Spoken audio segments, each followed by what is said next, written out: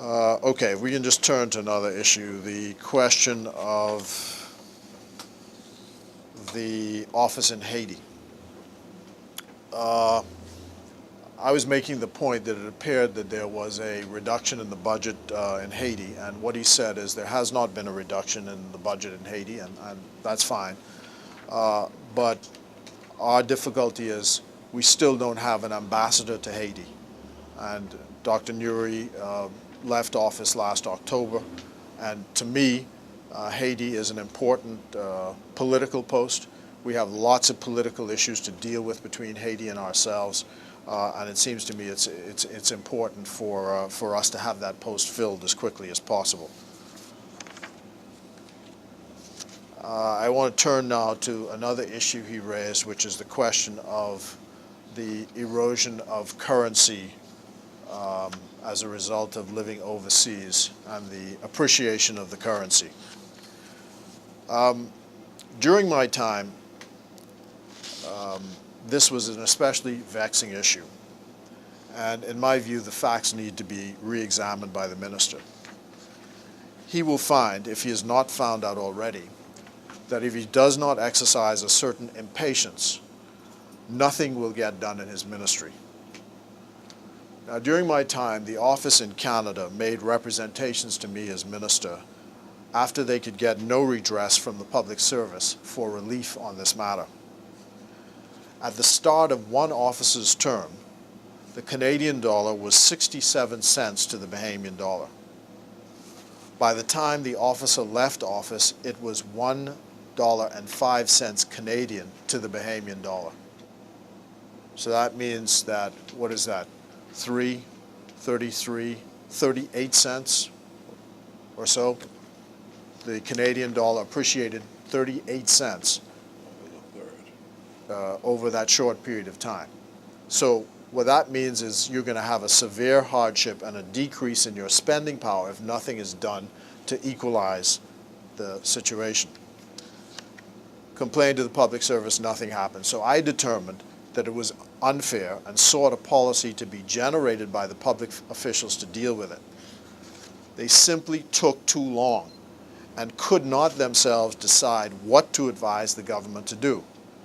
In fact, if you read the minister's statements where he's consulting with the Ministry of Finance and the Central Bank and the Ministry of Tourism, it's these same consultations that we did that just resulted in months, if not years of delay, dithering over what to advise on this subject. So I took other advice, went to the cabinet, the policy was approved. The policy was a generic policy. It was not designed for any individual, as the minister's statement appears to suggest. And what always concerns me is when a generic policy is developed, it is up to those who lead the public service to ensure that all public servants who are eligible for the allowances should get those allowances.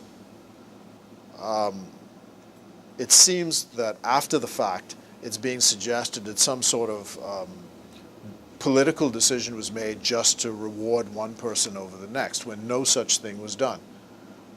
Politicians don't dispense monies by the government.